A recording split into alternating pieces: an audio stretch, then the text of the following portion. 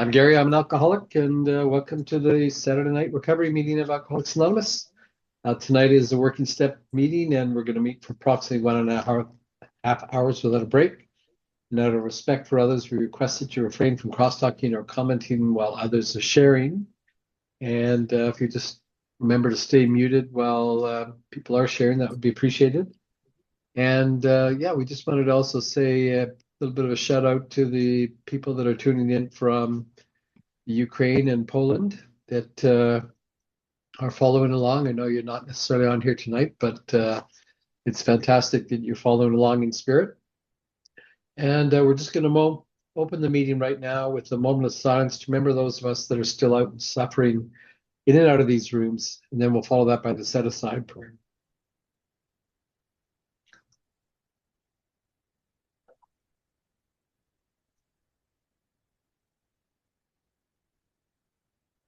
Thank you.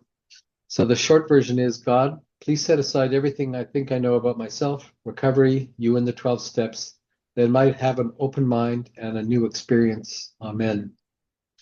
And we just wanted to do a quick review on step 11, which is where we left off. And I thought, I was looking for ways to kind of summarize it. And what really hit me when I was reviewing some of the materials is the last paragraph from step 11 in the 12 by 12. So I'm just going to read through it and leave it at that. It says, all this should be very encouraging news for those of us who recoil from prayer because they don't believe in it or because they feel themselves cut off from God's help and direction. All of us, without exception, pass through times when we can pray only for the greatest exertion of will. Occasionally, we even go further than this. We are seized with rebellion so sickening that we simply won't pray. When these things happen, we should not think too ill of ourselves. We should simply resume prayer as soon as we can, doing what we know to be good for us. And what's good for us is the part that I really love here. It says, perhaps one of the greatest rewards of meditation prayer is the sense of belonging that comes to us. We no longer live in a completely hostile world.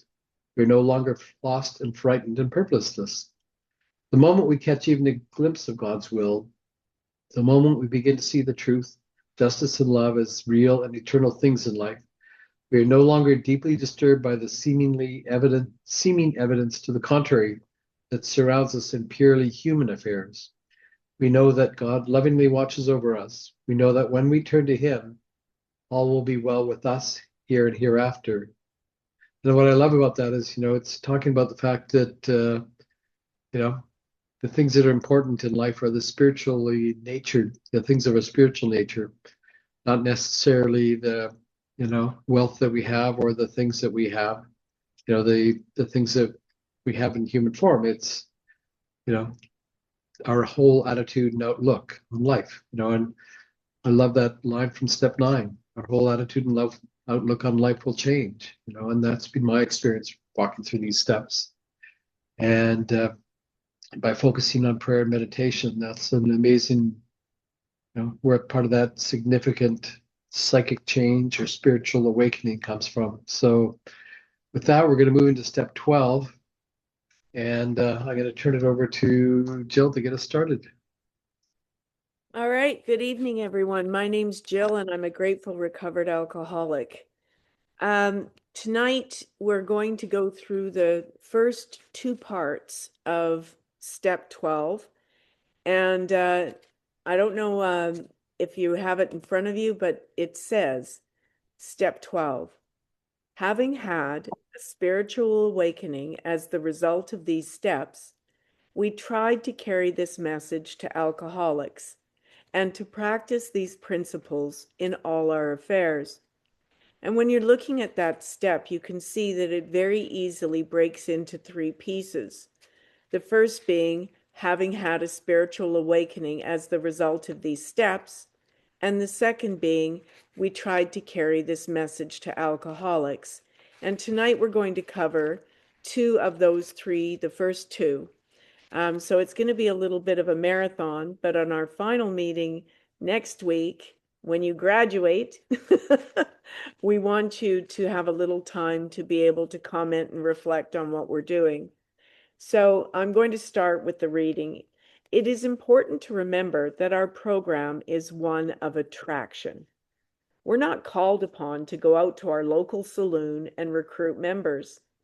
The best 12th step work we can do is by example. Using the tools of the program, we are called upon to go out there and participate in a full, rich, and creative life. There is a danger of, quote, hiding in the fellowship. It is a safe and protective haven, and that's like a cozy little place to go to. But it is not recovery. Once we are well anchored in the program, based, we got a solid foundation. Once we have secured foothold in reality, it is time to take risks. Often, it's a trial and error process. Slowly, we establish a new value system. We find our true identities and live them to the fullest, receiving strength and courage from our fellow members, sponsor, and higher power. When going on a 12-step call, it is important that we not go alone. Also, it is often a waste of time to talk to someone while they are drunk. Oh, I know that one. Been there, done that. The best time is the morning after. I love this straightforward advice. When they are hungover and most contrite. In other words, they're in that shame mode. Remember, the quotes say, we carry the message, not the drunk. Whether on a 12th step call or at a meeting, always speak in the I form and never in the you. I didn't know this when I first started sharing, that it's important to keep it about what I experience and not tell you what to do. So I really am glad that this is giving me a very clear instruction about what to do at a meeting. Talk in the I voice. We are to share our own strength, hope, and experience, not someone else's. We are not there to teach, threaten, exhort, or force, warn, or advise. That is the area of a sponsor, a therapist, a counselor, or a doctor, but that's not our job. We tell our story and trust that their higher power will guide them to identify with us. So this is when you're talking to somebody who hasn't made up their mind about going into the program. All you can share is what went on with you. What happened to Jill, what happened to everyone else in this room. So we did, and this is really important. I put a star and highlighted this one. I've said, we did not make the person drink, nor can we make that person sober. And that's really important to listen to that one. We did not make that person drink, nor can we make that person sober. And that's the basis for Al-Anon too. It's basically also saying, I do the footwork, the outcome is down to my higher power. And it also says, and we trust the outcome to their higher power.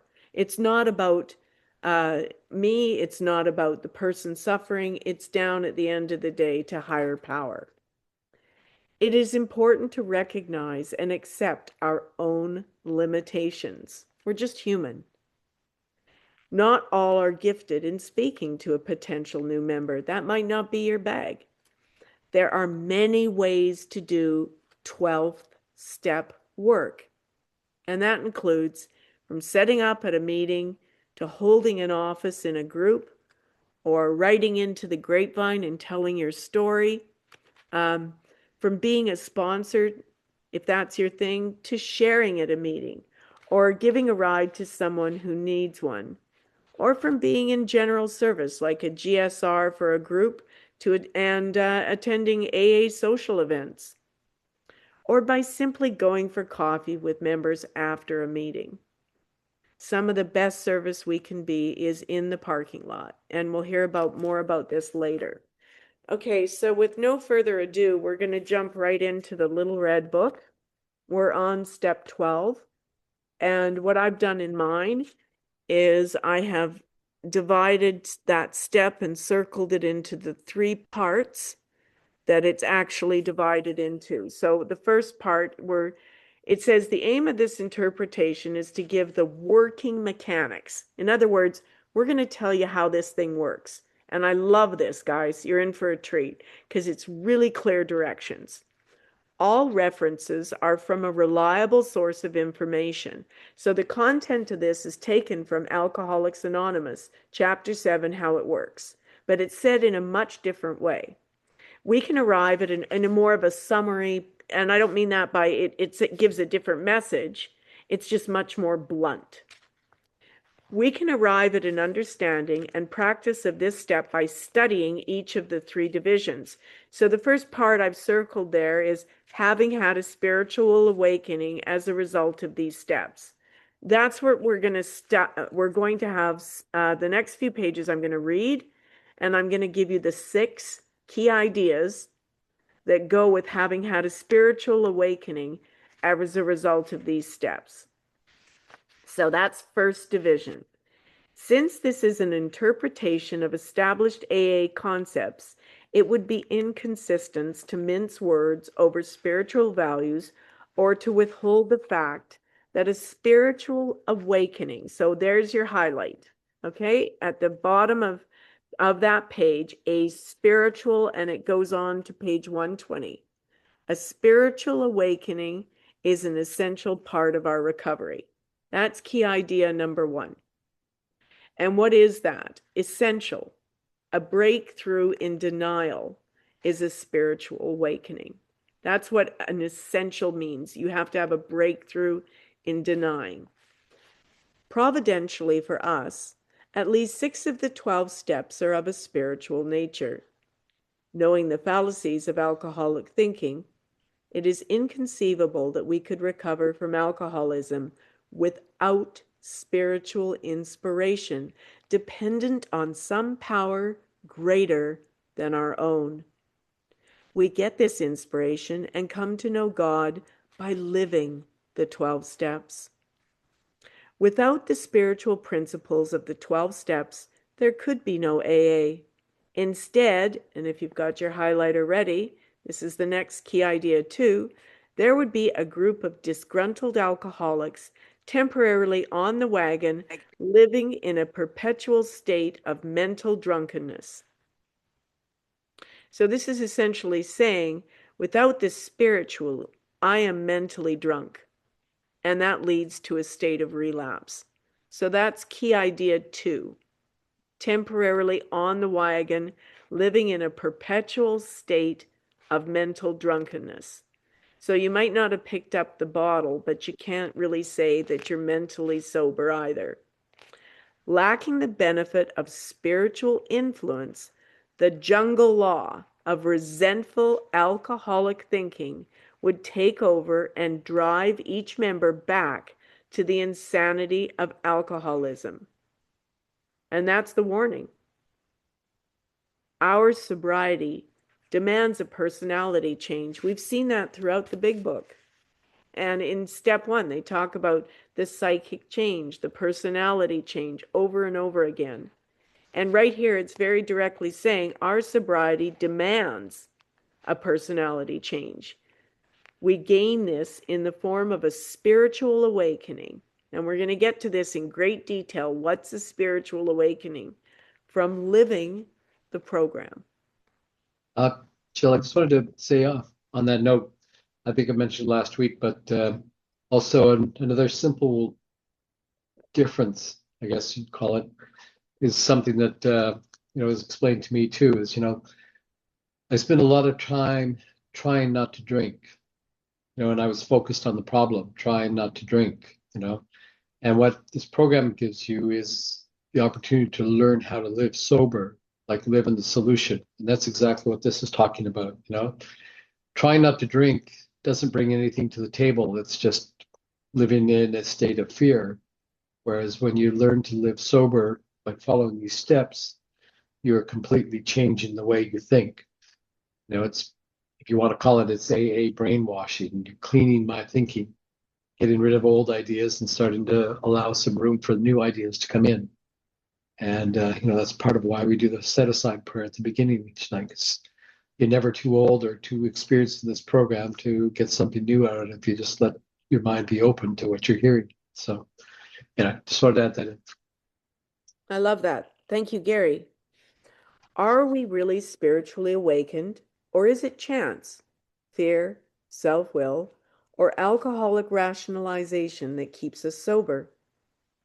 If it's the latter, then what fills us with the enthusiasm and the desire to carry the message to other alcoholics? Can this worthy motive result from chance, fear, or self-centeredness? I think not. Those were my character defects, and I really enjoy passing this message on. It says that, fills us with the enthusiasm and the desire to carry the message to other alcoholics. I love doing this Saturday nights. I don't know what I'm going to do after the end of next Saturday. That's certainly something that's a spiritual awakening. Okay? Who grants us the power to stop drinking and continue abstinence? Who grants us the power to help other alcoholics stop drinking? Who grants us the desire to help them stop? What gives others the power to acquire and pass on the miracle of sobriety? Is it possible for alcoholics to arrest the physical allergy and the mental obsession of alcoholism by their own power? We think not. And medicine concurs. We don't do this alone. Alcoholics who try to disprove this theory end up drunk. Doesn't get much blunter than that, right? I love this. Obviously, there are but two answers to these questions. First, those who accept and try to live all of the 12 steps seldom fail in AA. I think the key word there too is try. Try. Exactly. It's like seeking, just try. That's all you need to do to get some success. Absolutely. It's not perfection. We're progress, not perfection. Second, those who skip their spiritual principles seldom succeed. So it's either like get the spiritual or really the odds are not in your favor. Evidently, we require spiritual aid to attain the mental stability conducive to the sobriety we wish to enjoy. Okay, so now I don't know if this is an actual survey that occurred in AA, but it's written here as if it is something that was surveyed at one point. So here we go. A survey in which several hundred AA members were interviewed disclosed many interesting opinions concerning the relation of spiritual awakening to their sobriety. So here's where we're going to dig into spiritual awakening. Only members with 1 year or more of sobriety were contacted. So they've had a year, and there's a good chance maybe they've done their steps. The following questions were casually put to each member. And it says, try these questions in a group meeting. They bring out excellent discussion. Well, I bet they do. Fasten your seatbelt. Here's question 1. Did you have a spiritual awakening? 2, was it vital, in other words, life-giving to your recovery? 3, when did it take place? And 4, I love this one, can you define it? Of those interviewed, most agreed they had undergone a, and this is key idea number 3, have your highlighters ready, a profound personality change for the better. Now, what is a personality change? It's a change of attitude. We've been reading about this in the big book, the psychic change, the personality change. Only 2 people that were in this survey laid claim to revolutionary spiritual transformations, or in other words, the big white lightning. So if you feel like your spiritual growth is of the more gradual kind, join 98% of people. Both groups conceded the importance of a, here it comes again, circle it, personality change, second time in 3 sentences.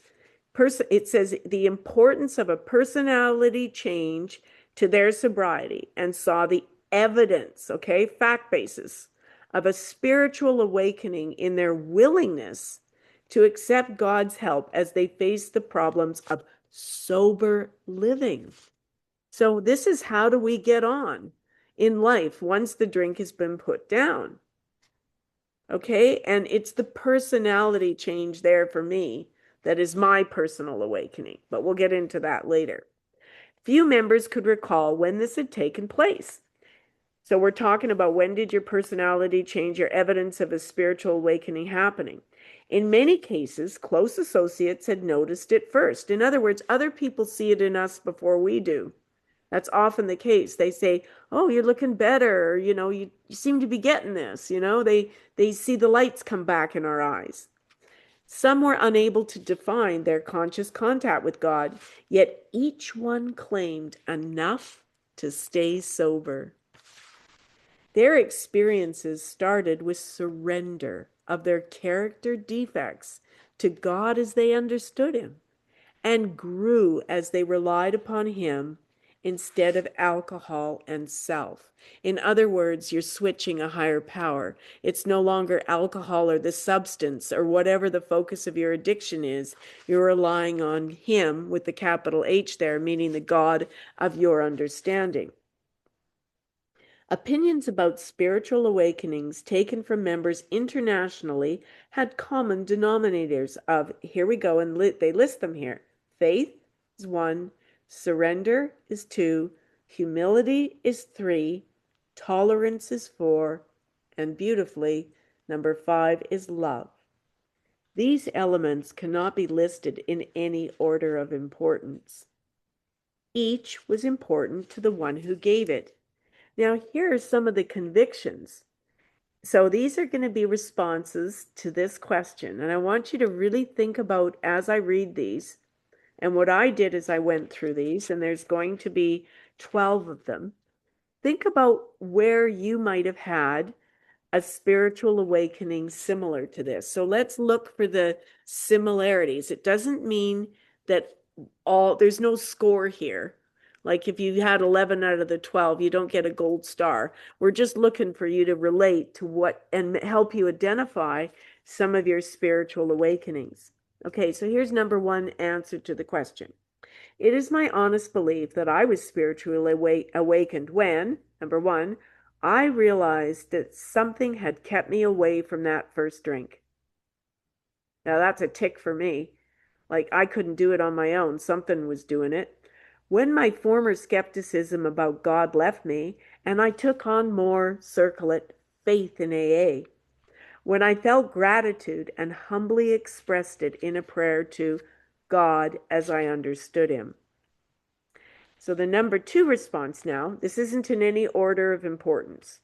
It is my honest belief that I was spiritually awakened when I attended an AA meeting. I was greatly impressed by the talk of a 6-month member who, obviously, was nothing short of contented sobriety. His willingness to come clean set me thinking. I had been sober for 2 years, but not happy about it. The next day, I took step 5 with an understanding clergyman. That was the start of my spiritual awakening. So for someone else here, it was step 5. Number 3, it is my honest belief that I was spiritually awakened when my intelligence made me realize that there must be a power working within me, apart from my physical being, that had given me sobriety and peace of mind, both at the same time. And 4, it is my honest belief that I was spiritually awakened when I first became aware of the good things I had that deserved gratitude and felt concern. That was a big one for me. First time I started caring about you guys, I realized something was really wrong. Enough for the needs of others to try and help them. Like that's a psychic change if I ever needed one. When through dependence upon a higher power, I remained sober and I regained confidence in myself again. Well, I'm here. That's certainly a psychic change. And it gave me back the confidence to not only do this sort of thing, but enjoy it.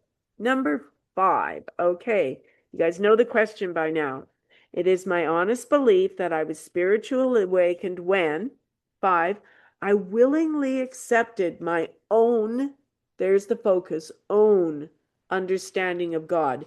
Willingly accepted my own understanding of God, not the ideas of someone else, but my own understanding. And that certainly was the case for me because I didn't have a God of any understanding when I came in these rooms.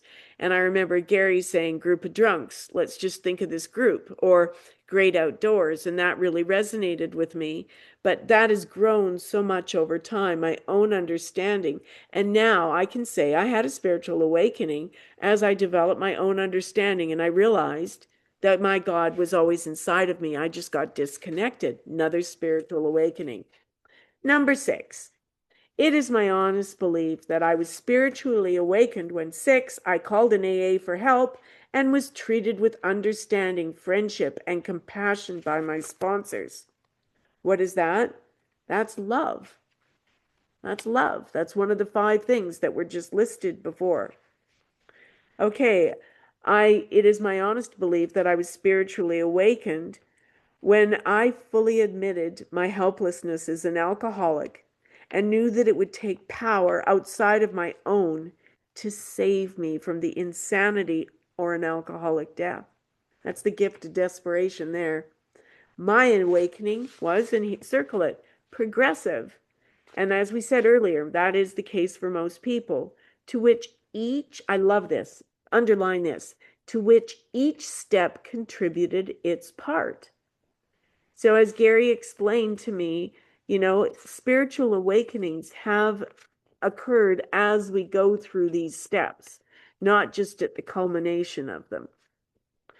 And number 8, it is my honest belief that I was spiritually awakened when, at the end of my first month in AA, I was seized with a tremendous compulsion to drink. Halfway into a bar, I asked God for help. And I sometimes forget to do that. It came immediately. I left the place without a drink, with a prayer of gratitude in my heart. Pray to not pick up, whatever it is. Use your God muscle. And then now we're on number 9. It is my honest belief that I was spiritually awakened. We could have this as a game. When 9, after trying to live the spiritual principles of the 12 steps, I became convinced that I'd done my first honest day's work and that I'd really tried to make it a worthy day. It was then that I realized that I had not done it alone. Oh, yeah, for those of us who cheated in our employment when under the influence, or we started to actually function again, that's a spiritual awakening for me too there. So keep looking for your identifications in here. It is my honest belief that I was spiritually awakened when, number 10, after my decision in step 3, I started an inventory to find out what was separating me from the God of my childhood.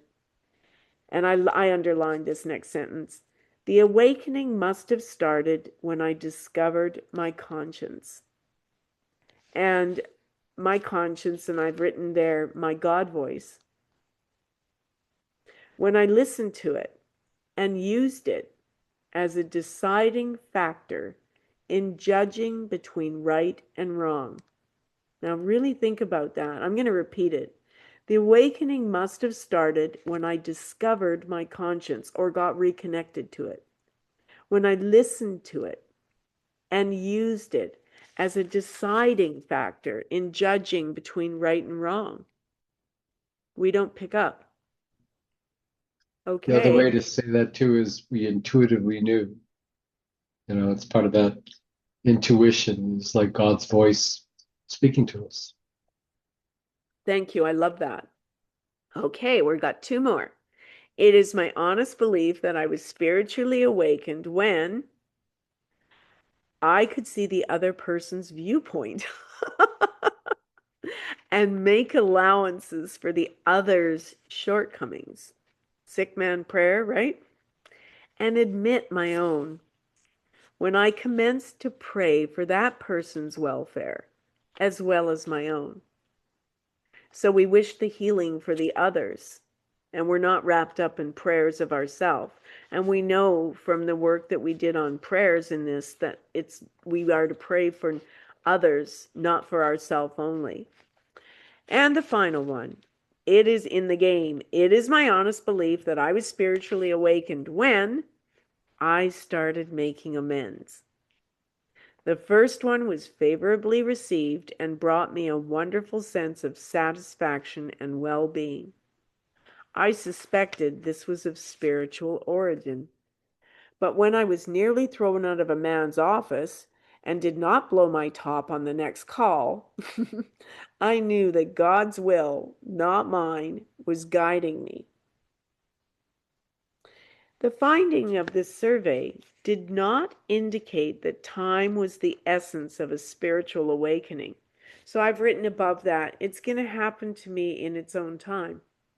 We're not grading this. Your speed at having your spiritual awakenings, it's not competitive. It's your individual experience.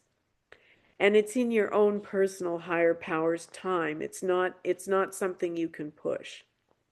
Nor did the speed of the awakening have any bearing upon its depth or quality. So I may have a white light experience, you may not, but that doesn't mean that it's any less valid. You may have the white light experience, mine's more progressive of the nature. That is my own experience. We aren't playing, competitive awakenings here. Some members acquired it quickly, others required weeks and months of AA effort and association before they were awakened. And here's what they're awakening to an inner feeling of God's presence. Just on that note, Jill, I was just going to say, one of the things that I noticed or I've discovered along the way was that, I knew I'd had a spiritual awakening. I wasn't sure if I'd had any spiritual experiences, but when I look back in hindsight, once I'd kind of become awakened to what spiritual really meant in my life, I could see in my past examples of spiritual experiences that I couldn't identify because I didn't have the context or the knowledge. But looking back, there was no question that those things had happened in my life. So yeah. Sometimes we just don't know or don't recognize it until we've got sort of a framework to work with. I'll leave it there. All right. I love that. Thank you for that. Okay, so regardless of the time or depths of these awakenings, they all occurred to alcoholics as they sensed their character defects and tried to turn them over to God as they understood Him. Were these experiences mere fantasies? Hardly. Sobriety and peace of mind came only with faith and dependence on God's will. The newcomer is slow to recognize a spiritual awakening within the AA way of life. That is why our founders advised, quote, both you and the new man or new woman must walk day by day in the path of spiritual progress. And that's on page 100, chapter 7. Okay? So it says right here, we need to walk with somebody. This is about sponsorship. We don't try do this alone. Both you and, these are very clear directions, and the new man or woman must walk daily, day by day, in the path of spiritual progress. And that's the newcomer, right? 90 meetings in 90 days. It's a big commitment to take on a new sponsee. But you gauge where they're at and you try and walk with them as close as you can. Few members sense the need or know the importance of AA's spiritual program in the daily upkeep of their sobriety. Lost in the confusing maze of their alcoholic dilemma, they think only in terms of escaping the physical and mental agony of their drinking. All you care about initially, or what I cared about, was just stopping the drinking. The quality, now listen, hear this, the quality of their sobriety does not seem important in the beginning. Entering AA, it was hard to visualize a goal beyond wretched abstinence. Compulsive drinking had us in a bad spot. We could not live with alcohol, yet life seemed impossible without it. AA offered sobriety, but there were strings attached. It came in a spiritual package that some of us refused to accept. This was not surprising, as we'd been in conflict with God's will for many years. Talking with older members, we were advised to stop taking ourselves too seriously. We're not a glum lot, right? And to acquaint ourselves with the program before we started rewriting it. They told us personalities were not changed overnight. You're not going to have this psychic change in 5 seconds. And we should be more open-minded. Circle that. That's an important part here. And patient in working out the many details of our recovery. And that's certainly, as my recovery goes on, it changes. And the details, I listen more and more to my higher power, and my higher power directs where I go. Later, we learned the 12 steps progressively, right? It's building on these steps, helped us to gain this end. As we lived them, this is practicing the steps. So as we live them regularly, in other words, practice them all the time, they tore down the mental barriers of prejudice and self-will that we had set up between God and ourselves. Now that's a loaded sentence. I'm going to repeat it. As we live them regularly, we tear down the mental barrier we have of prejudice, set aside prayer, right? And self-will. We get out of self. And we've set this up between God and ourselves. In other words, we have to get out of our own way to connect with our higher power. And then here's another word that's saying eventually. This living. So what's the eventually? Living them regularly. Practicing this stuff all the time will bring about a spiritual awakening of its own that opened our eyes and gave us an entirely new outlook on, and I love this, life's true values. I've circled and starred that. Life's true values. So that sentence, it starts with eventually, and then it gets to life's true values. And to me, that sentence is another way of saying we're moving from the 1.0 to the 2.0 version of ourself, which is a spiritual being in a physical body. Alcoholics who, and I've circled this, serve themselves, and then the next word is instead of God. So it's me versus God here. Now it's me against my higher power. Invite all forms of trouble. They fall easy prey to mental or physical drunkenness, usually to both. And this is talking about being emotionally drunk. Okay, it's talking about both forms, mental or physical. And it's saying what we're going to fall prey, we're going to fall down, usually to both the physical and the mental, if I serve myself instead of God. Those are strong words. Occasionally, members assume a sense of false security from sober periods, gained through group association, but without spiritual help. What does that describe? Yeah, meeting members make it, but only to a certain degree. If it's just fellowship, you're not working the program. So that's the caution there about just trying to find the answers to everything in going to just plain old meetings and having social life. I know Meditate at 8 and the Bronx and all the Whistler Mountain Group and such, all the meetings in the world wouldn't have helped me get to where I am today if I hadn't been doing these steps and doing them again and again and again, and now with you. We call this the, quote, free ride. It looks like the real thing, but fails to stand up against adversity, resentment, or the physical craving for alcohol. Okay, circle daily spiritual growth, prompted by a desperate need for health. for help. That's the gift of desperation. I don't know about you guys, but I had to be drunk and sobbing on my knees, begging for help to actually reach out for it. And so this is the desperate need. And that is another definition of finding God, gift of desperation. It's the most effective protection against these urges. So you may have had to go somewhere down the scale, but knowing where you are is a good place to help you realize you don't want to go down any further and you still don't want to stay where you're at. God's help plus group association aids this necessary growth. They are the requisites. These are the requirements of a successful AA life. They tend to make us content to live without alcohol. So all three sides of the triangle are represented here.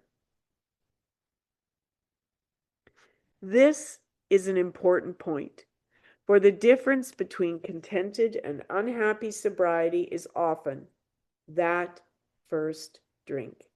If I don't pick up the first one, I don't get drunk. It's as simple as that. But the first one takes me to places I can't, well, you've all been there. It takes no mastermind. You don't have to be a genius to determine the source of power we draw upon in arresting or stopping our alcoholism. Evidence of a spiritual change in our lives can be detected in almost every thought and act. What, aside from spiritual awakening, could ease our fear, resentment, and dishonesty? I never thought I'd be such an honest person. I'm apparently pretty knowing now. What else could curb our mental obsession and physical craving to drink? Oh my gosh, there was nothing that could have stopped me. Nothing. It had to be a power greater than me and everyone else combined. There should be no difficulty in recognizing the essence. Okay, what is an essence?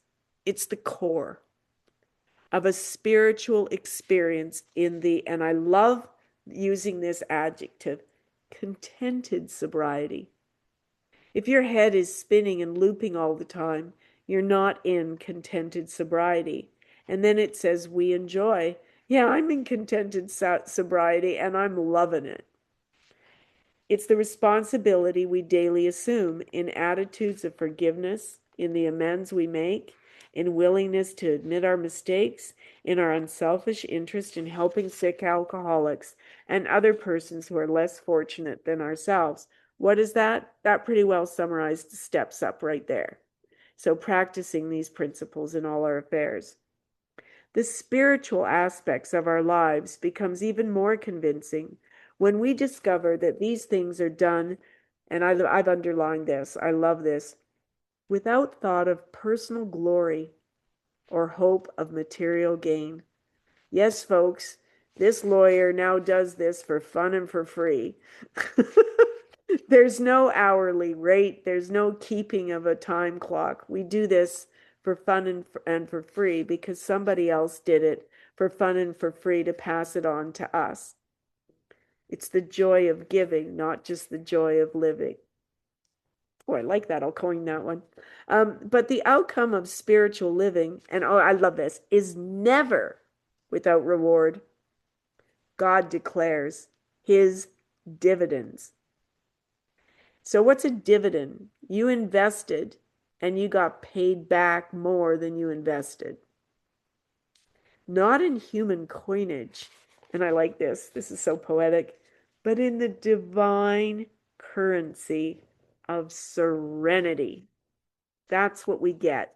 Here's the big gift, and you're going to hear more about serenity. Now, Amy, if you want to pop in at this point, or I see you're going through a toll booth or something now, so I'm just going to keep reading. But here's the homework I gave Amy, and perhaps we'll put the PDF in our materials. So listen to this paragraph. Excerpts from our Southern friend, and that's in quote, in the big book mention this serenity. Okay, we're talking about serenity here. We do the serenity prayer all the time. It says, God produces, listen, this is beautiful, guys. God produces harmony in those who receive his spirit and follows its dictates. So your higher power, however you see it, their direction. Today, when I become more harmonized within, so when I settle down and get into a state of ease, I become more in tune with all of God's wonderful creation. So all of our higher powers creation, we become more aligned with the more we align in these steps. There are periods of darkness, but the stars are shining, no matter how dark the night. There are disturbances, but I have learned that if I seek patience and open-mindedness, understanding comes. And with it, direction by the Spirit of God. And here's this sentence blows me away. The dawn comes, and with it, more understanding, and the joy of living that is not disturbed by circumstances or by people around me. Now, what is that? That is the definition of serenity. The dawn comes, and with it, more understanding. We're moving more into our 2.0 spiritual being, and the joy of living that is not disturbed. So we are now more in our spiritual self because we're not going to be bugged by any person, place, or thing, any circumstance. That's what that's saying. And then Amy is going to copy or make a PDF of that. If you, or do you want to pop in and comment on that at all, Amy? Well, because the whole story is very sweet, and it's one of the early stories, and it's very similar like Bill's story, where he's got a wife and kids, and he keeps drinking, and he goes to the asylum. But that reading that you just read is the best part of the whole story. Okay. So otherwise, it's a very similar story. But I do have the PDF, and I'll put it up with the recordings. Thank you. To put it in Okay, context, so that's a story from the first edition of the big book, right? So it's one of the stories that's no longer in the later editions, but it showed up in the first Correct. edition of the big book. So if you're really looking for it on your own, you can just go find yourself a copy of the first edition of the big book, and it'll be in there. well, Amy happens to have one, Yeah. and so she's very kindly offered to make a PDF of it and post it in our homework. See, this is a full service operation you guys are getting here. Okay, let's continue. We're on 129 for anyone who's listening to this in Poland or the Ukraine on audio. In the paperback edition, we're at the bottom. The benefits of 12-step living enlarge as we share them with others. So as our circle grows, the benefits, we reap more and more health, we feel higher self-esteem, we move more into our character assets. We are wise to share them, for we cannot suppress the spiritual gifts of AA and maintain satisfying sobriety. So in other words, we have to pass it on. To keep it is not what we do here. We pass it on and then we get to keep it, because in so doing, we are practicing it. Each worthy, now what does worthy mean? Worthy means the opposite of self-centeredness. I looked it up. Each worthy thought, put it into practice, brings us a step nearer to God. The 12 steps all lead in that direction. They are like stepping stones that we slowly progress over to a greater awareness of His presence.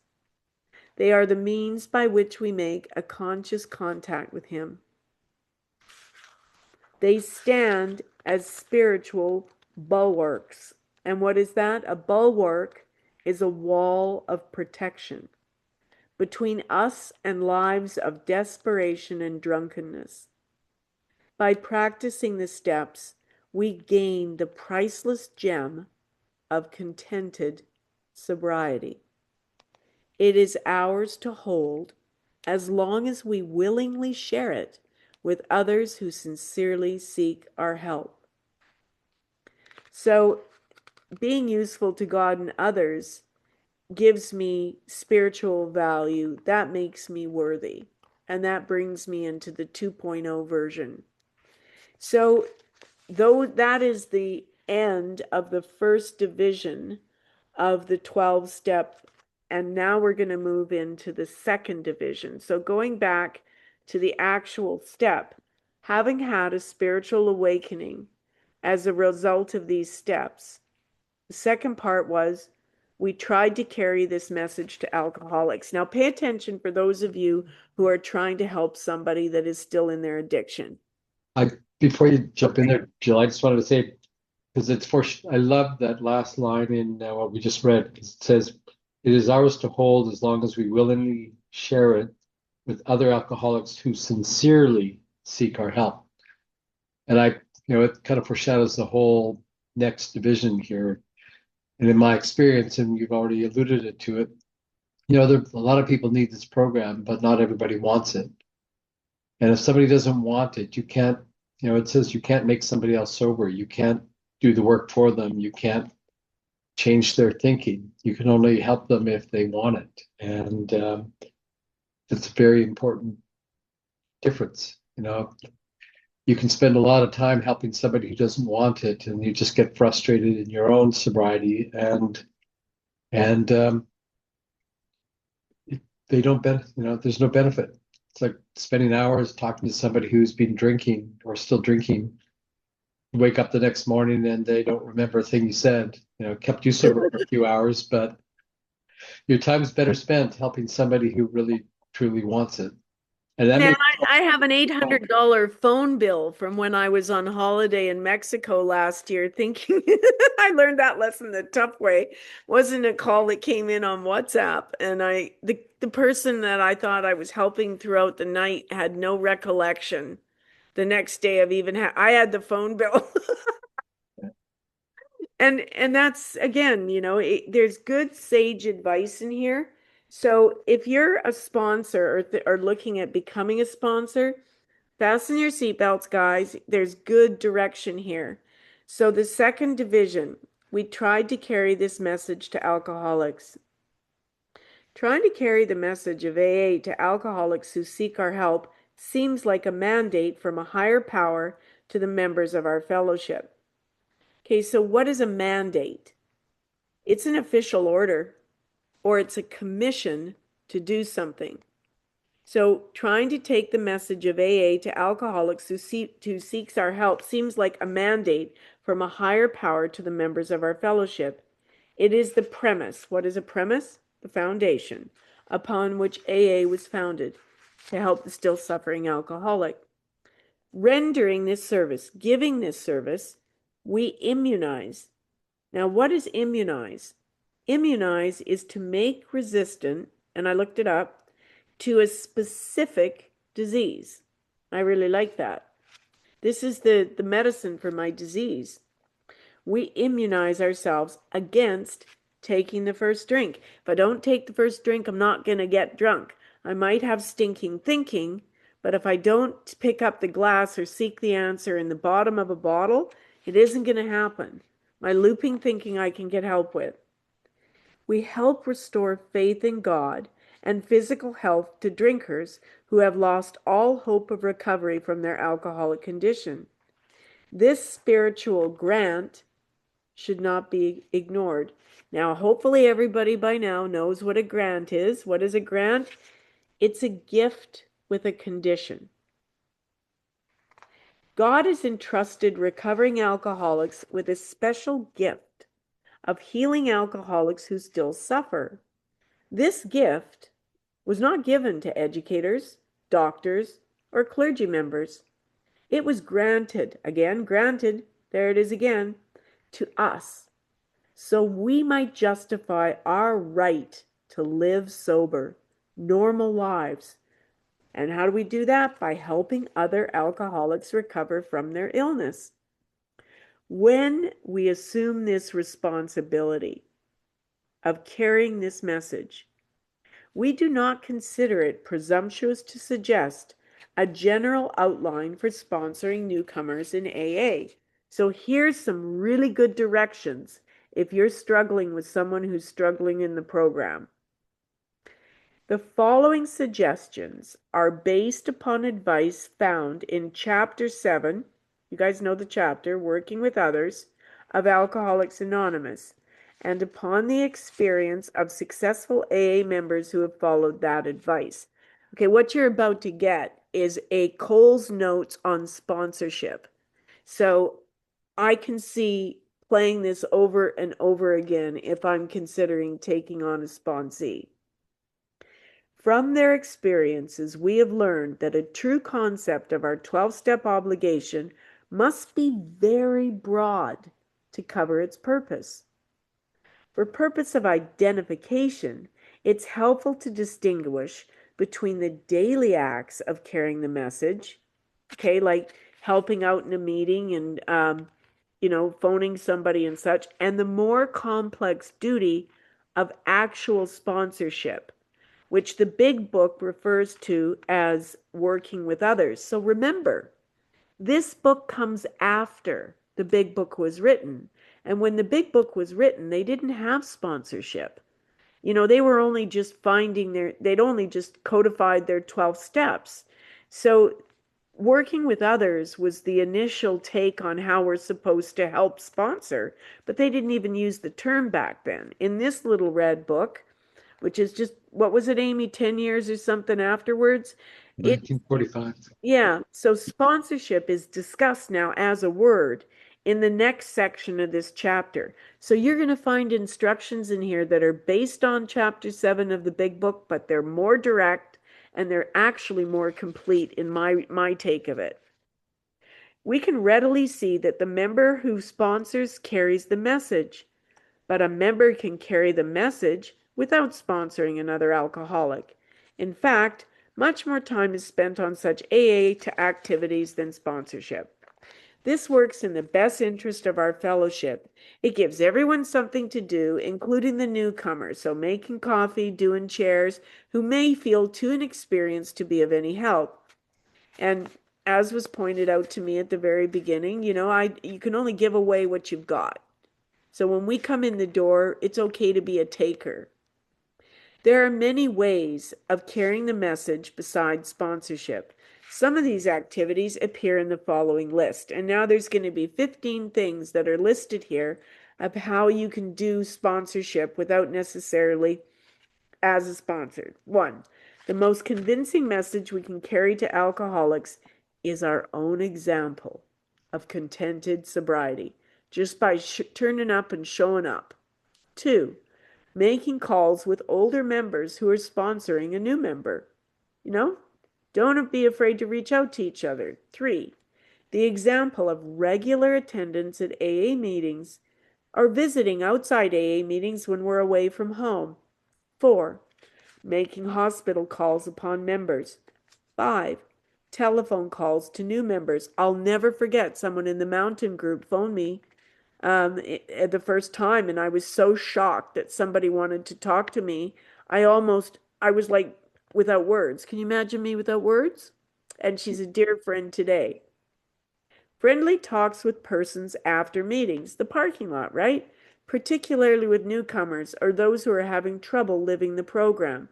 We see that happen in Meditated 8 with our after meeting, and I see it happen in the physical parking lot at the Whistler Mountain Group all the time. 7, by owning the book, by owning Alcoholics Anonymous, by encouraging other alcoholics to buy it and study it for AA understanding. Okay, so being involved in a study group. 8, by lending our books or by passing out our literature to interested persons. I've dropped off several of the brochures for the hospital and doctor's profession and stuff in my local medical clinic, and they were really unaware of AA. So you can often, and they were interested in the literature, and they've handed pamphlets out. 9, assuming the duties and obligations that will help our fellowship. And so that's like many of these are committees now that we're going to talk about on this list, actual AA committees. Talking with relatives or associates of drinking alcoholics. That's by explaining to them that alcoholism is a disease and how we arrest it in AA. So that's when we're called out to speak to the family members of someone who's still struggling. 11, by telling the AA story to clergy members, doctors, judges, educators, employers, or police officials, if we know them well enough, to further the AA cause or to help out a fellow member. Might get you out of a speeding ticket if you say you're on your way to your meeting. I've heard it's happened. 12, by speaking before other groups or conducting meetings in our own group, just like what we're doing here, guys. 13, by making a reasonable pledge of our energy, time, and money to the fellowship. And notice it says reasonable there. We want to have some balance in our lives. 14, by our obvious belief that we've received help from a higher power. And 15, by making AA our way of life. So now we're going to get into the nitty gritty. The title is Sponsorship, Working with Other Alcoholics. Sponsorship represents the ultimate in AA giving. By this sharing act, persons on reprieve from insanity, and I like that, reprieve from insanity, right? We're only getting a temporary reprieve, conditional, right? Or alcoholic death. It's not giving us a lot of options here. Sharing my recovery with others who want to escape this same penalty. So I know of those three choices which one I've taken. This act is not entirely charitable, since to withhold help is to lose our own reprieves. I only keep this if I give it away. So now we're at the top of 134. Sponsorship, the dynamic factor of AA growth, fills three definite requirements. This is important. 1, it's going to help us maintain our own sobriety, but not just sobriety. It says contented sobriety. You're going to feel better about yourself. 2, it helps, right? You're going to help someone else arrest their alcoholism. And 3, here's that word we focused on before in 11, it kills complacency and progressively replenishes the ranks of our fellowship. What does that mean? In other words, I stop being in self-pity and feeling sorry for myself. And by helping others, I'm going to grow the ranks of AA so that they're going to be able, it's a pyramid scheme is what this thing is, in more ways than one. Okay, so now if you got your markers ready, we're on key idea number 7. So this is the first idea, but it is number 7 of the 12th step in the second part, right? The principle of working with others is sound, as it is founded upon the ageless axiom, give and you shall receive. So the key idea is that sentence, and it means the more we give love, the greater our capacity to receive love will increase. Wrap your head around that. Took me a second. The more we give love, the greater our capacity to receive love increases. 12-step work integrates our personalities and aids spiritual development. We cannot act the daily role of good counselors, hiding our acts in anonymity, without finally becoming better persons for it. In other words, we don't go around telling everybody everything we're doing. We just gradually become a person with humility. Likewise, we gain many spiritual blessings as we give unselfishly of our time and experience to suffering alcoholics. These rewards are intangible, but of inestimable worth. And what's inestimable? Oh boy, here we go. It's not measurable. You can't estimate it. Bigger than infinity. As they bring us peace of mind, self-respect, and sobriety. The Big Book, that's interesting. That's the first time I've seen that in print, calling it the Big Book instead of Alcoholics Anonymous. The Big Book places real emphasis upon our need for carrying the message by saying, and in quotes, this is an experience you must not miss. And that's from page 89 in How It Worked, or in Working with Others in the Big Book. Sponsorship fulfills our need for active service and helps keep us sober. Members who try to render this service are faced with the perplexing question, How do we sponsor best? AA has no specific answer. Each member must plan his or her own method. As a result, there is indecision and often conflicting views about proper procedure. There are many procedures, both good and bad, between which we can discern the right course to pursue. In other words, we've got some options here and we're going to figure out the right way to go to sponsor. Some sponsors are tolerant to a point of harmful indulgence. In other words, you become a codependent. Some are evangelists. Some end up preaching. There are the easy does it types who are satisfied with merely getting their prospect to a meeting. That's not doing the program. Others are more exacting in their demands. They work only with real alcoholics and insist their candidates give them full cooperation by trying to understand and practice the 12 steps of Alcoholics Anonymous. So what does that mean, real alcoholics? Well, we know that there's two places in particular that define it in the big book, but in a nutshell, we're not talking here about heavy drinkers that go out on benders. Right, Gary? That's it. Okay. This lack of set rules or unified plans for working with others would be most frustrating to a member who had never sponsored without a good source of, in quotes, know-how and practical experience to draw upon. Fortunately, no member will be confused or ignorant about the mechanics of sponsorship if he or she studies the big book. It has all the answers, and that's my experience. They can be found in several chapters. And so if you've done a big book study and you've stopped at page 100, you haven't done a big book study. Because the rest of these chapters, working with others, the doctor's opinion, a vision for you, there is a solution, and the family afterwards, and the 43 histories of recovered alcoholics under personal stories are also part of the book. But having said that, the other chapters that I've just mentioned are continuations of the 12th step. They're very clear directions on how to live a sober life and how to practice these principles in our daily affairs. But I digress, that's another study. It is not difficult to establish a successful sponsorship procedure if we follow the suggestions given in those chapters.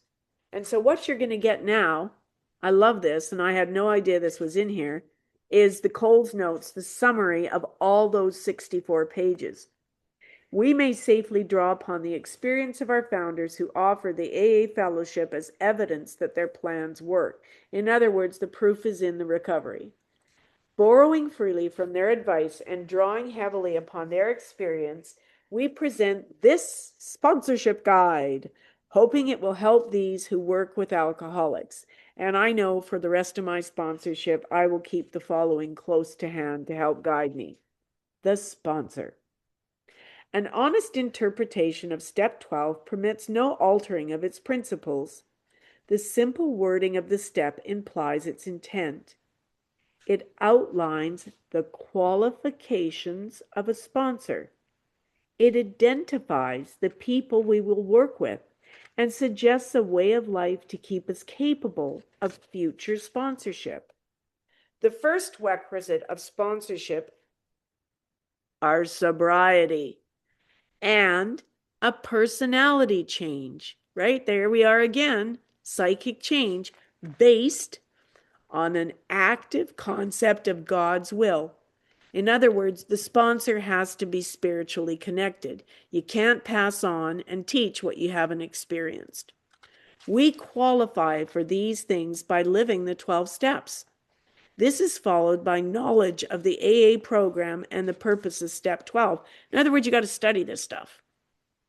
This is accomplished by working with a special group of people, I'll say, namely us, alcoholics. We're special. We're special. Following this plan brings success with our prospects. Deviating from it, so don't vary from this, we invite failure and AA headaches. In other words, there's a lot of 100 years of good advice here. We don't have to reinvent this. We can just follow this. and we don't have to reinvent the wheel. And I think you're going to be blown away by how simple the directions are. I just wanted to say something that I was told that I really liked. It was a definition of wisdom. And wisdom, the way it was explained to me, is knowledge combined with experience. And, I tried to stop drinking quite a few times on my own knowledge, the self-knowledge that I had gotten along the way. And it wasn't until I combined it with somebody else's, like the wisdom or the experience that was provided within the program, that it actually became wisdom. So knowledge plus experience becomes wisdom, which is what we're working on here. Absolutely. I agree with that. Okay, so the first requisite, okay, we said that. Following this plan, so not deviating, sticking with the plan as outlined, will bring us success with our prospects. Deviating from it, we invite failure and AA headaches. Some say we go on trial each time we sponsor. The life of the newcomer and the future of AA could easily depend upon the quality of our sobriety and the manner in which we share it with other alcoholics. I know it keeps my program in check when I have to explain it to you. It takes me into a deeper experience with it, and it benefits me. Working with others is always a serious matter for an AA and the prospect. Got your highlighters? Here comes key idea number 8.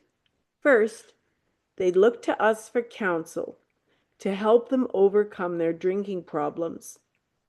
That's what they'd look first. Do we want to stop drinking, right? That's why I came in here. Semicolon. Then they look to the AA program for rehabilitation of their lives. And you might have heard that we came in here for our drinking and we stayed for our thinking. So you can write that in the margin because that's where that originates. And another thing I've added here is we may be fearful of becoming a sponsor. All that is needed is trust in your own higher power, knowing that the sponsee also has a higher power looking after their end. You're going to do your best job, but at the end of the day, you got to let go. And that's kind of an Al-Anon principle too, is their higher power is going to connect with them or not. It's not your journey. Younger members can prepare themselves for sponsoring by a close study of Chapter 7, and that was working with others again. It takes us right back to the big book and the other related chapters in the big book. Short on know-how, they will have to offset their lack of experience with knowledge and enthusiasm gained from older members. In other words, if you get, and I do this all the time, if I get stuck with somebody I'm working with, well, ask Gary, how many times do I pick up the phone? This brings up an important phase of carrying the message that we will comment on briefly. More to come here. Double sponsorship, that's another title. Hang in there with me, you guys. We're going to get through this, and you can go back and listen to it in the recording, but we really want to motor on. The value of double sponsorship has been recognized by many groups. Some now make it their standard practice. I'd never heard of this before. Examples of its effectiveness started with AA's inception. Bill W. had little success with alcoholics until he and Dr. Bob started working with them together. The need for dual sponsorship is just as great today. Among its advantages are such things as preparedness, safety in numbers, efficiency, good presentation, and better follow-up. And this is going back to a lot of physical intervention. We're never to go, and you'll see these directions are coming up. We don't approach the newcomer by ourselves. From the standpoint of preparedness, 2 members can plan and follow a better course of action than one. Paired up, we lessen the element of danger and provide work for a younger member. The prospect gets 2 views of AA. Follow-up is more complete. So it doesn't have to be just down to us, guys. 2 of you can take on somebody if they're particularly challenging. Buddy up with someone and co-sponsor. An older member with a successful record of working with alcoholics never sponsors alone. He or she always calls in a younger person to help him or her and insists they both read Chapter 7 before making the call. So they remind themselves by going back to the big book because there's good directions there. Except, there's an exception, emergency cases. The results have been helpful for the prospect and for the younger members, who, in turn, makes this practice his or her own future sponsorship procedure. Literally defined, a sponsor is one who willingly binds him or herself to answer for another's default. The AA interpretation differs in that we bind ourselves to help the newcomer answer for his or her own default by indoctrination to a new way of life. Those of us who sponsor improve our pattern of procedure with each new experience. There are many things to learn about helping the alcoholic who still suffers, in quotes. Foremost among those is knowing the quality of our own sobriety. So we got to have a look at ourselves first and do a little bit of a stock check on where we're at in our own sobriety. We should be critical of our own development in this respect, as it's impossible to share qualities that we do not possess ourselves. And even though Bob and Bill only had 6 months in between them, they had a working idea of how they were our forebears. Today, we don't let not having finished the 12 steps stop us from talking to another, but we have the benefit of all the years of experience and many people to call. On the other hand, even though we are well qualified, we cannot share with alcoholics who reject our help. And that's, if they don't want your help, you got to walk. It is pointless to try. I've tried. We drop them for a while, but leave the AA door open. And it may not be my door that they knock on next, but I leave the door open. So they may call later if they have a change of heart. I stay in touch with people. I'm here for them, and I can only meet them where they're at. And if they're not willing to really give themselves to this simple program, it's not the right point to start it. Considering this aspect of sponsorship, it seems prospective members must have definite qualifications to be eligible for our fellowship. Such is the case, but the qualifications are extremely limited. The alcoholics, and here we go, guys, it's the tradition, the only requirement for membership is an honest desire to stop drinking. Okay? And that's also found in the foreword to the first edition. And any edition. There are other minor qualifications for membership in special groups, but the main requirement is the same for all. If you think you need help and have an honest desire to stop drinking, you're in the right place. And it may take a while, but you'll get it. Another significant part of sponsorship, in which several members can carry the message, is that one of starting new groups or working with weaker ones. We need this service, which in turn strengthens us by giving our members a constructive outlet for their latent AA energies. In other words, supporting your home groups is a valuable service. Although the benefits from working with others are shared mutually by the sponsor and the prospect, whether that's in an individual or a group, we seldom think about ourselves when making a 12-step call. And isn't that what this is all about, getting out of self? Okay, marker's ready. Here it comes. Key idea number 9. Herein lies a cardinal virtue of sponsorship. It's central to the whole deal. Here's the thing to highlight. It is the momentary loss of self-centeredness. While I'm helping you, I'm not thinking of myself. This attitude, engendered by a desire to share our recovery with other alcoholics, is a sign of healthy AA growth.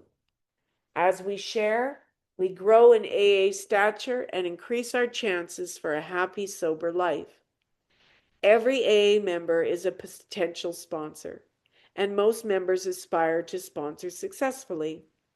Our great ambition is to help alcoholics recover from their illness. Success often rewards our efforts, but we never get discouraged if the prospect fails to cooperate. Many calls must be made before we find an alcoholic desperate enough to accept AA. Our duty is to find them. How is this done? Where can they be located? So this is how we find our sponsees now, and it's the next section called Locating Prospective Members. A successful, harmonious plan for locating AA prospects and for constructive future work with them can be easily established by any progressive AA group. An explicit outline for such a plan is given in Chapter 7 of the Big Book. Have you not heard this enough times, guys? You got to read Chapter 7 when you're going to sponsor. Wise members will agree to adopt it as an authoritative guide for sponsorship. Thus, they work in unison, with all members having the same source of our founders' experience at their command. And I like that. It's the same as teaching riding. If you teach the masters, the message is consistent and every animal will respond the same way. There are many sources to reach prospective members. Widespread AA publicity provides contacts through telephone and written requests, and now through the internet, right? AA.org, there's a treasure trove there. This important service has greatly enlarged our fellowship. When they wrote this book, they'd be mind blown if they saw what we did online now. Its value is well established, but members regress when we depend upon it alone. We go backwards, right? We go backwards if we depend upon that alone. All members must carry the message to develop AA's growth and gain personal experience if we are to continue the source of referrals started by our founders. So here's the pyramid effect, right? This is passing it on, the ripple effect. How is this accomplished? Find your answer in the Big Book. Go back and read Chapter 7. Read paragraph 3 in the chapter, Working with Others. These are directions, guys. It says, and I quote, "Perhaps you're not acquainted with any drinkers who want to recover. You can easily find some by asking a few doctors, ministers, priests, or hospitals. They will be only too glad to assist you. Now you just have to go into a Zoom meeting filled with them. But it's also important to let your doctor know, as I have, if somebody comes to you as messed up as I was, give them my number. Good public relations reward such efforts and eventually start requests for help by alcoholics who need AA. We gain the most from following these calls because we have had a part in their making." Highlighters ready. By educating we're on the top of 142 now. Hang in there with me, guys. By educating doctors, the clergy, judges, police officials, and industrial personnel regarding the type of people AA can help, we will avoid, okay, this is key. Here's the highlight. We will avoid flooding our ranks with an unwieldy preponderance of non-alcoholics. In other words, what we're doing is we're telling these judges, police officials, and stuff what an alcoholic looks like against a heavy drinker, the binge drinker who's gone out there and had may have ended up in jail or the hospital or wherever, but it's just an unfortunate one-off. We're talking about the real alcoholics. So that's come up again. And you might have heard this conversation going on in the rooms about it being filled, their heavy drinkers are taking up seats of real alcoholics. I say all welcome, because many heavy drinkers are on their way to becoming true alcoholics. So early intervention, I think, is a good thing. Inquiries, so that was key number 10. We will avoid flooding our ranks with unwieldy preponderance of non-alcoholics. Key 11 follows right after. Next paragraph. Inquiries from the families of alcoholics are often overlooked as a means of locating new prospects. So in other words, we take the call at the service office from the worried partner or the child or whatever, and we locate new prospects and they're put into the AA system now. We have committees that look after that and contact members. If an alcoholic wants no part of AA, we can still carry the message to inquiring relatives. And I say add there, introduce and mention Al-Anon as well, because they need help too, dealing with the chaos creator, the alcoholic. Those who ask for help are entitled to an explanation of the disease, alcoholism, We should tell them about the 12 steps and how the program will work for the sick member of their family if that person will accept it. They will find a means of enlightening alcoholics. Leave them some AA literature. Good practical advice. I keep a whole series of brochures at home. And you'll have planted a seed in their minds that may develop a good future prospect for AA. You never know what you say at a meeting or what you share in anything to do with AA, what it's going to mean to them. I've had that come back at me many times. I remember you said this a year ago, or I remember when I was shut down and I saw you and it gave me some hope. You never know. They will find a means of enlightening alcoholics. Leave them some AA literature, you planted a seed. Okay, other sources of prospective members for AA can be developed through newspapers, radio, and television. That's the AA ads that say just general office and such, telling you where to turn to. Tact and good judgment must be used, however, as no publicity is far better than bad publicity that might harm AA or rob it of dignity and appeal. In all public relation contacts, our principles of anonymity should be thoroughly understood. It is our obligation to see that that's respected. All groups should consider their objectives and motives before releasing a publicity program. Okay, key idea 12. Here we go. We must protect our personal anonymity. Motives prompted by a desire to exalt AA or its members, in other words, to blow our own horn, that's just plain wrong. Our aim is service by the principle of attraction, not promotion. We can help those who suffer from alcoholism find their way into AA.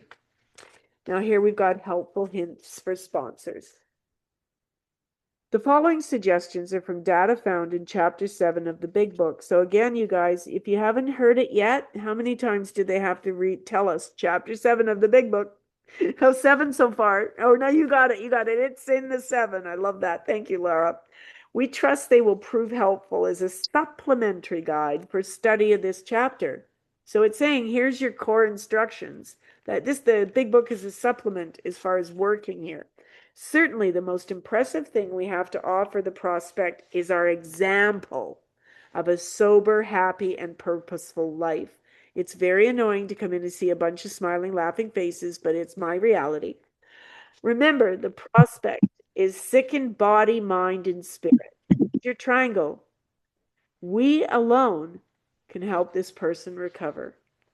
Alcoholics minimize their drinking when interviewed before relatives. So, yeah, they're not going to tell anyone the truth in front of my relations or my partner.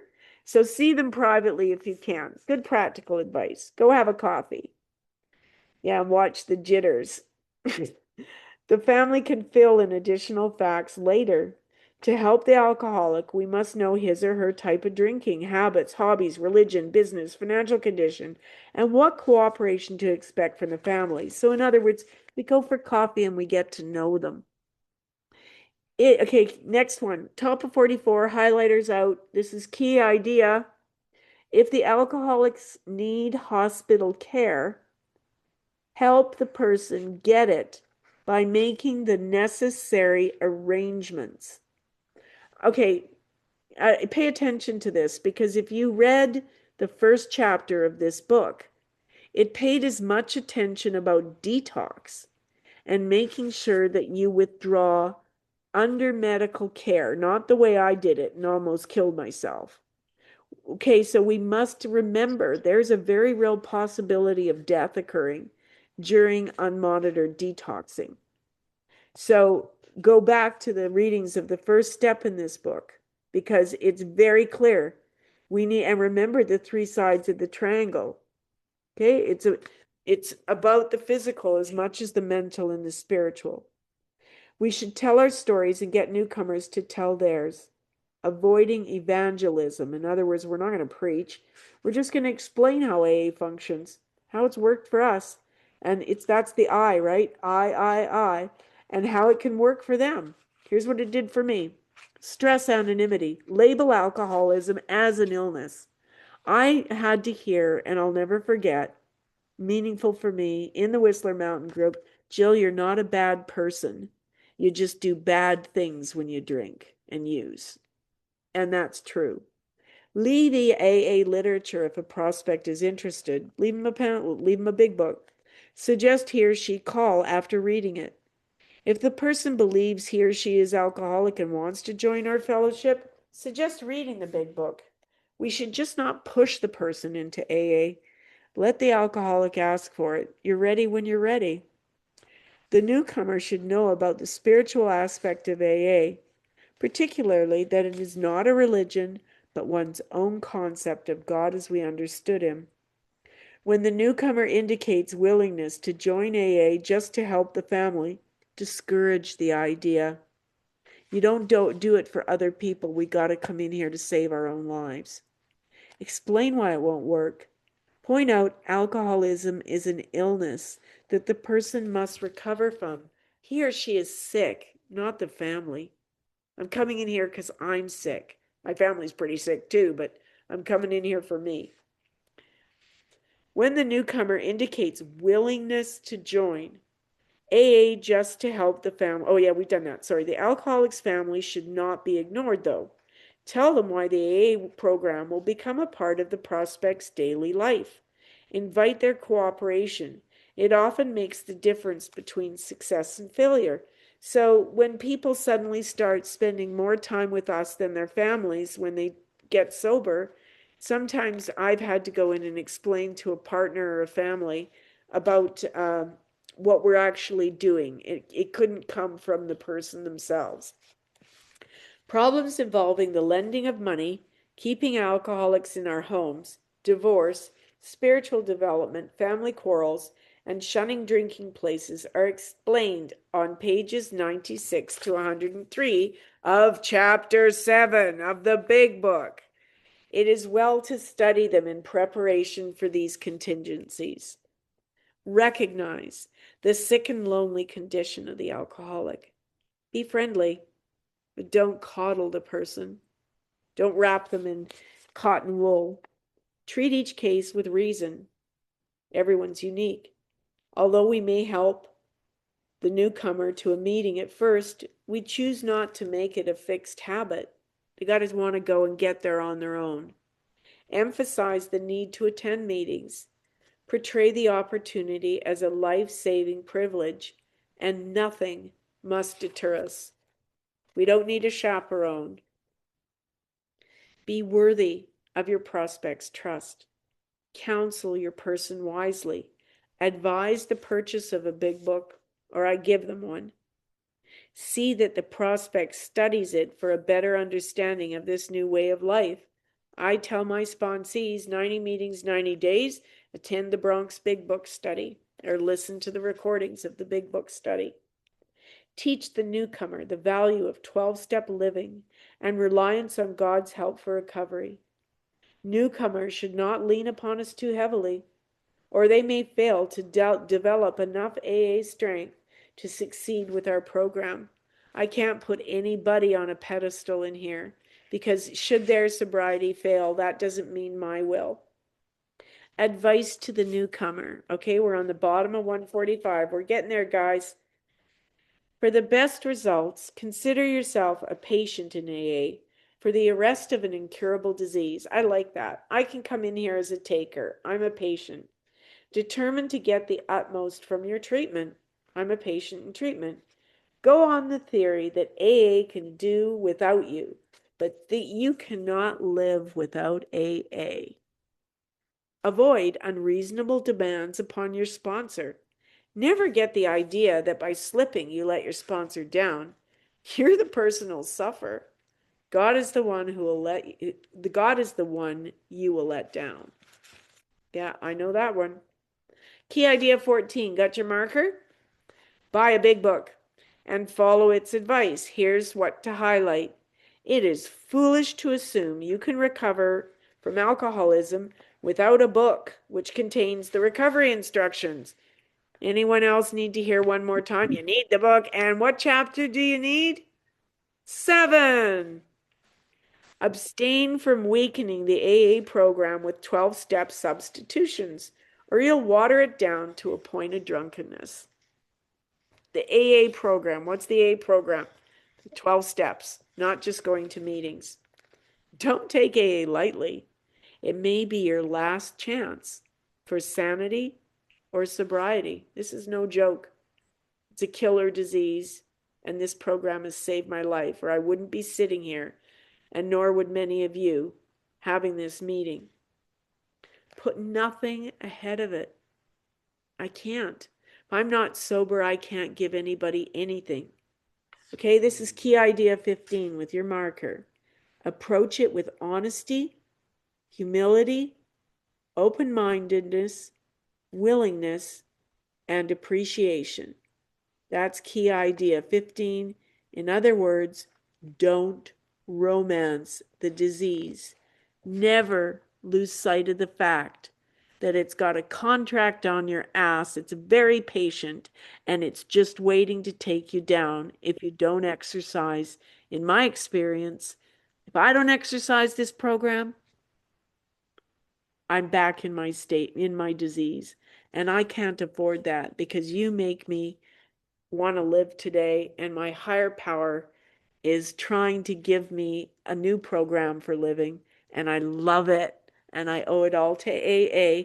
And we did it with just 9 minutes over. We got through the second division of this 12th step. Back to you, Gary. Thanks for the marathon session there, Jill. I think, I think the important thing is that you can take this and divide it up into little chunks over the next couple of weeks and listen to sections again and pick up the key points in that as they show up again. But, I think part of what you're saying, like chapter 7 keeps showing up over and over and over and over again, how it works, into action. But one of the things that one of our older members here likes to say, is that this is not a novel. The big book is not a novel. It's a textbook. It's meant to be used like that. It's meant to be referenced constantly. And also, like you said earlier, the big book, whenever as a sponsor, whenever I get a question from a sponsee and I'm not sure what to do, the answer is always go back to the big book. I never try to give my opinion. It's always like, well, let's go back to the book and see what it says about that situation. And in my experience, I don't think I've ever come across situations where I can't find some reference or something that helps provide some guidance in the big book. So, like I say, and I can tell you, if you're going to phone Gary and ask for the answer, he's going to tell you to go find it. He doesn't do homework for you. I remember in the early days, Jill was, like, how does this thing work? And she was very defiant. And my answer was every time she came on a meeting, she got to read how it works. And eventually she started to understand that the answer was how it works. Man, they meant Not sure it if she got tired of literally. reading it or she just it finally sunk in. But yeah, there's Well, no there's no better reward in this program than helping somebody and watching their life start to come back together and the lights come on. And that's like Jill said. There's no other reward that needed in this program other than helping somebody else to keep yourself in good, very fit spiritual condition. And I really appreciate the fact that you guys all stuck it out and carried on all the way through this. As far as homework, just to be very quick here, obviously, chapter 7, in the big book. did anyone Reading not the, get that? and the big book, pages 89 to the end of chapter, which is page 103. Take some time to reread the 12 by 12, step 12, and this little red book, what we read tonight. Go back through it again up to the end of page 130, the second division. And I've got down here, I wrote it down again because it really resonated with me. Contemplate the phrase, all things we are searching for become a reality. It's what we talked about tonight, contented sobriety, serenity, and happiness. I mean, what we're looking for in life, my whole attitude and outlook on life changed. Those things became important. That's not where I started this program. I started in a position of fear, my thinking started to change over time, and it's become one of gratitude. And those are the elements that I'm grateful for now. So with that, we'll let it go for tonight, and look forward to seeing you all next week. Take a well-deserved few minutes there, Jill, before you make your next Wow, call. good job, Jill. Such a good reader. That was a marathon read. I That was a enjoyed lot. that. Well done, Jill. So Especially, good. it was the I second. love this little red book. Oh, don't you? I mean, I have to prepare this because I don't know it, right? So I spent several hours with this, especially having to put 2 meetings in one, and I had a spiritual experience. Nice. Like really, it's and if you're trying to help somebody, you can just meet them where they're at and don't sweat it if they're not getting it, as it's in God's time, and that really takes the pressure off trying to help somebody else. I also really like the idea of the 2-sponsor approach. That's really nice. That's what my girls did when they were rescuing me. The last time I relapsed, they came in pairs. Well, it's very clear that they say, any 12-step call, and that's what they're talking about basically, is making a 12-step call.